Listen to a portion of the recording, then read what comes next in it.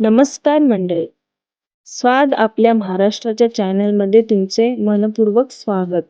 आज आपण बनवणार आहोत अगदी घरगुती पद्धतीची खमंग आणि पौष्टिक गवारीची भाजी. या रेसिपीची खास गोष्ट म्हणजे आज आपण आपल्या घरच्या गार्डनमधील ताजी गवार बनवणार आहोत.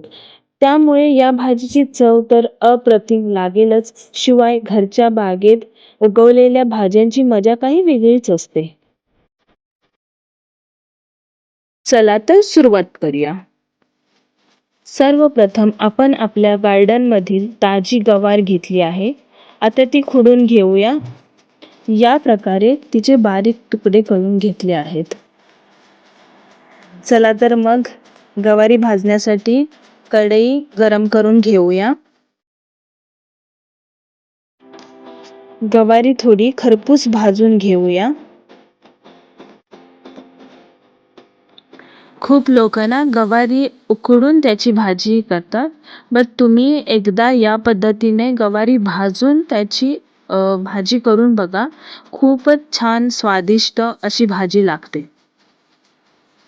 ही बघा, अशा प्रकारे गवारी भाजून घेतली आहे.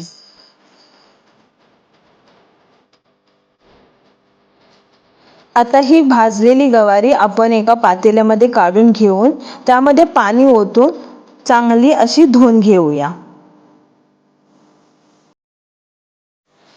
भाजीसाठी मी हे 2 कांदे घेतले आहेत, ते बारीक चिरून घेऊया. आता कढईमध्ये तेल गरम करत ठेवूया.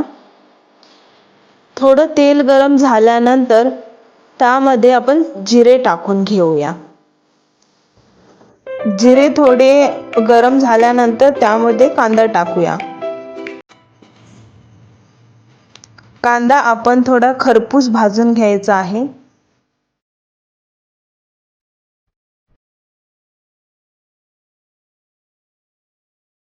या प्रकारे कांदा आपण चांगला खरपूस भाजून घेतला आहे.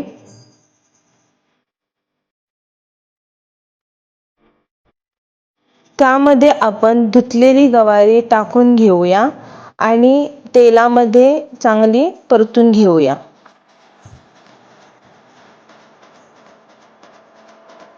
ही अशी परतून भाजी घेतल्यानंतर त्यामध्ये आपण चवीनुसार मीठ टाकून घेऊया.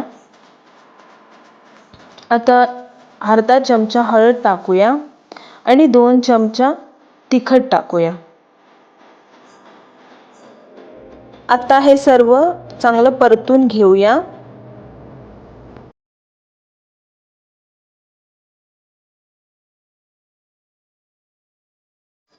परतून झाल्यानंतर त्यामध्ये 1 वाटी पाणी वतून घेऊया.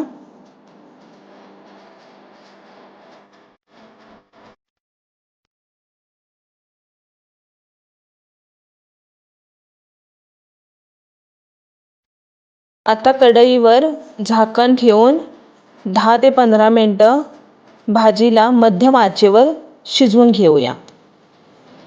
तर इथे मी 1 छोटी वाटी शेंगदाणा घेतला आहे. भाजी शिजेपर्यंत शेंगदाण्याचा आपण कूट करून घेऊया. शेंगदाणा जास्त बारीक नाही करायचा, थोडा जाडसर ठेवायचा.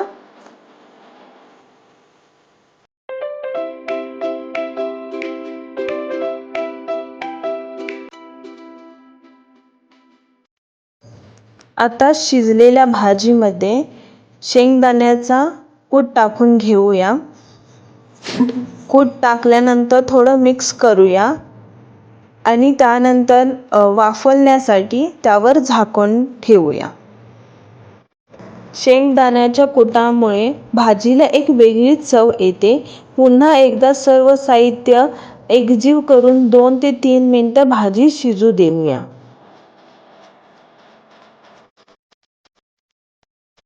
वा, आपली गरमागरम खमंग आणि पौष्टिक गवारीची भाजी तयार झाली आहे.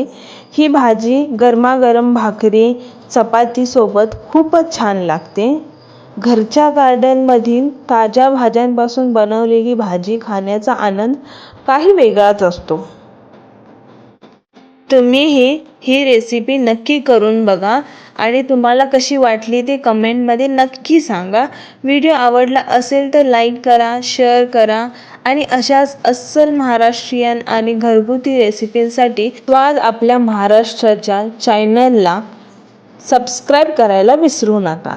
पुन्हा भेटूया एका नवीन आणि स्वादिष्ट रेसिपीसोबत. धन्यवाद.